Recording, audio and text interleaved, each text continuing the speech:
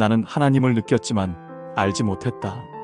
40년 동안 교회를 다녔습니다. 봉사도 했고 헌금도 했고 누구보다 열심히 믿음의 사람이라 불렸습니다. 그런데 하나님께서는 과연 나를 믿음의 사람이라 부르실 수 있었을까요? 예배 중에 눈물이 났습니다. 찬양할 때마다 가슴이 벅찼습니다. 그때마다 나는 말했습니다. 하나님이 나와 함께 하신다. 하지만 그 눈물이 내 삶을 바꾸진 못했습니다. 감정의 불꽃은 쉽게 타올랐지만 그 불이 식으면 믿음도 함께 사라졌습니다. 나는 하나님을 사랑한다고 고백했지만 그 사랑은 말씀에 뿌리내리지 못한 감정의 신앙이었습니다. 마치 한여름 밤의 불꽃놀이처럼 화려하게 타올랐다가도 이내 흔적 없이 사라져버리는 신기루 같은 믿음이었습니다. 그 순간의 뜨거움에만 집중했을 뿐 그 뜨거움을 지속시킬 불씨를 찾는 데는 소홀했습니다. 감정은 우리에게 위로와 기쁨을 줄 수 있지만 그것이 신앙의 전부가 될 수는 없었습니다. 신앙은 감정을 넘어선 깊은 뿌리가 필요하다는 것을 그때는 알지 못했습니다. 감동은 있었지만 깊이는 없었다. 주일이면 예배 중에 눈물이 났고 찬양 중엔 마음이 뜨거워졌습니다. 예배가 끝나면 눈물로 기도하고 방언으로 하나님을 느꼈습니다. 그것이 신앙의 전부인 줄 알았습니다. 하지만 월요일이 되면 그 감동은 서서히 사라졌습니다. 그럼에도 나는 스스로 믿음이 좋은 사람이라 여겼습니다. 왜냐하면 직장과 현장에서 사람들에게 하나님 이야기를 꺼냈고 교회에 함께 가자고 권했기 때문이죠. 나의 입술은 복음을 전하는 도구로 사용되었지만 내 마음속 깊은 곳은 여전히 공허했습니다. 그런데 지금 돌아보면 그 열심 속에는 영혼에 대한 진정한 사랑보다 스스로 믿음이 있어 보이고 싶은 자기 만족이 숨어 있었습니다. 나는 사람의 마음보다 숫자를 보았고 복음보다 성과를 더 신경 썼습니다. 마치 사업가가 자신의 실적을 자랑하듯 교회에서의 봉사와 전도를 나의 신앙적 성과로 착각하고 있었습니다.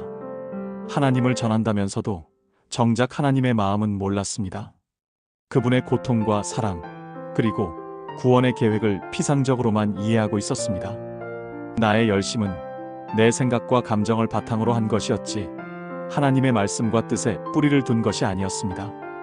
말씀 없는 열심은 방향 없는 불꽃이었습니다. 밤하늘을 수놓는 불꽃처럼 순간적으로는 아름답지만 아무런 목적지 없이 흩어져 버리는 에너지와 같았습니다. 진정한 신앙은 말씀이라는 나침반 없이는 결코 올바른 방향으로 나아갈 수 없다는 것을 깨달았습니다. 물질이 넉넉할 때 나는 언제나 감사했습니다. 감사 헌금을 드리고 교회를 도왔습니다. 사람들은 나를 헌신적인 집사님이라 불렀습니다. 하지만 내 마음엔 하나님보다 복을 얻고 싶은 마음이 자리하고 있었습니다. 나의 신앙생활은 기복적인 형태로 흘러갔습니다. 새벽마다 교회로 향했습니다. 강단 위에 헌금을 올려놓고 눈물로 기도했습니다. 하나님, 제 아들만 잘 되게 해주세요. 남편의 사업을 붙잡아 주세요. 우리 가정을 지켜주세요. 그 눈물은 믿음이 아니라 두려움이었습니다. 무너질까봐, 잃을까봐, 버림받을까봐. 나의 기도는 온전히 나의 욕망과 불안으로 채워져 있었습니다. 하나님을 사랑해서가 아니라 그분이 주실 안전과 풍요를 갈망하며 매달렸던 것입니다. 하나님은 침묵하셨습니다. 나의 간절한 기도에도 불구하고 그분은 어떤 징조도 응답도 주시지 않았습니다. 그 침묵 속에서 나는 보았습니다. 하나님을 구한 것이 아니라 하나님을 이용해 내 뜻을 이루려 했던 나 자신을. 나의 신앙은 이기적인 욕망의 투사였고 하나님은 나의 소원을 들어주는 도구에 지나지 않았습니다. 이 깨달음은 나에게 큰 충격과 동시에 깊은 회개의 마음을 불러일으켰습니다. 모든 것이 멈춘 어느 날 하나님이 말씀으로 나를 부르셨습니다. 삶의 모든 계획이 틀어지고 모든 기복적인 신앙의 기대가 무너져 내린 그 순간 오히려 진정한 하나님의 음성이 들려왔습니다. 내가 너를 창조하였고 너를 지명하여 불렀나니 너는 내 것이라. 이사야 43장 1절. 이 말씀 한 구절이 내 영혼을 흔들었습니다. 이 말씀은 나의 존재 자체를 긍정해 주었고 나를 향한 하나님의 변함없는 사랑을 확증해 주었습니다. 하나님은 나를 복주시기 위해서가 아니라 자녀 삼기 위해 부르셨습니다. 그분은 내 손에 복을 쥐어주기보다 내 마음에 천국의 소망을 심어주셨습니다. 진정한 복은 하나님과의 관계 그 자체에 있음을 알게 되었습니다. 그날 이후 내 기도는 바뀌었습니다. 하나님, 제 삶을 바꿔주세요. 아니요, 하나님, 제 마음을 새롭게 해주세요. 삶의 환경이 아니라 나의 내면이 변화되기를 구하게 되었습니다. 나의 의지가 아닌 하나님의 뜻이 내 삶을 주장하기를 간구했습니다. 그때 깨달았습니다. 내가 하나님을 찾은 게 아니라 하나님이 나를 찾아오신 것이었습니다. 나는 길 잃은 양처럼 헤매고 있었고 그분은 목자로서 나를 찾아 헤매셨던 것입니다. 나는 오랫동안 느끼면 믿는다고 생각했습니다. 예배의 눈물, 기도의 감격이 신앙의 증거라 여겼습니다. 감동이 크면 클수록 나의 믿음도 깊다고 착각했습니다. 하지만 이제 압니다. 감정의 뜨거움은 믿음의 증거가 아닙니다. 말씀에 순종하는 삶이 믿음의 증거입니다. 우리의 감정은 시시각각 변할 수 있지만 하나님의 말씀은 영원히 변하지 않습니다. 진정한 믿음은 변치 않는 진리에 뿌리를 내리고 그 진리에 따라 행동하는 것입니다. 회심은 눈물의 순간이 아니라 삶의 방향이 하나님께로 돌아서는 일입니다. 한순간의 감격적인 경험을 넘어 지속적으로 하나님의 뜻을 따르기로 결정하는 의지적인 행위입니다. 나의 삶의 중심이 나 자신에서 하나님으로 완전히 옮겨지는 것이었습니다. 감정이 사라져도 말씀에 순종하는 마음, 그 자리가 진짜 믿음의 자리입니다. 기쁨과 감격이 넘칠 때뿐만 아니라 고통과 시련 속에서도 하나님의 말씀을 붙들고 나아가는 것이 진정한 신앙입니다. 하나님은 내 감정을 달래시는 분이 아니라 내 의지를 새롭게 하시는 분이십니다. 그분은 나의 약한 의지를 강하게 하시고 나의 잘못된 방향을 바른 길로 이끄십니다.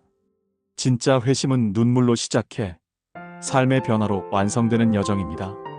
한 번의 뜨거운 경험으로 끝나는 것이 아니라 평생에 걸쳐 말씀을 따라 순종하며 살아가는 지속적인 과정입니다. 눈물은 회개의 시작일 수 있지만 그 회개가 삶의 실제적인 변화로 이어질 때 비로소 진정한 회심이 완성되는 것입니다. 나는 말씀을 펴기 시작했습니다. 창세기부터 요한계시록까지 그 속에서 알았습니다. 하나님은 내 형편을 고치는 분이 아니라 내 마음을 새롭게 하시는 분이라는 것을. 그분은 나의 편안함보다 나의 거룩함을 원하셨습니다. 나의 육신적인 안락이나 세상적인 성공보다는 내가 하나님의 형상을 닮아가고 그분의 성품을 반영하는 거룩한 존재가 되기를 원하셨습니다. 기도도 바뀌었습니다. 복 주세요가 아니라 주님의 뜻을 이루어 주세요. 나의 기도는 더 이상 내가 원하는 것을 구하는 목록이 아니라 하나님의 뜻을 헤아리고 그 뜻이 내 삶을 통해 이루어지기를 간구하는 고백이 되었습니다. 이제 하나님은 더 이상 문제 해결의 대상이 아니라 내 인생의 주인이 되셨습니다. 나의 모든 삶의 영역에서 그분께 주권을 내어드리고 그분의 인도하심을 따르는 삶을 살게 되었습니다. 시편 119편 97절의 말씀처럼 주의 법을 사랑하고 종일 묵상하는 것이 나의 가장 큰 기쁨이 되었습니다. 이제 나는 고백합니다.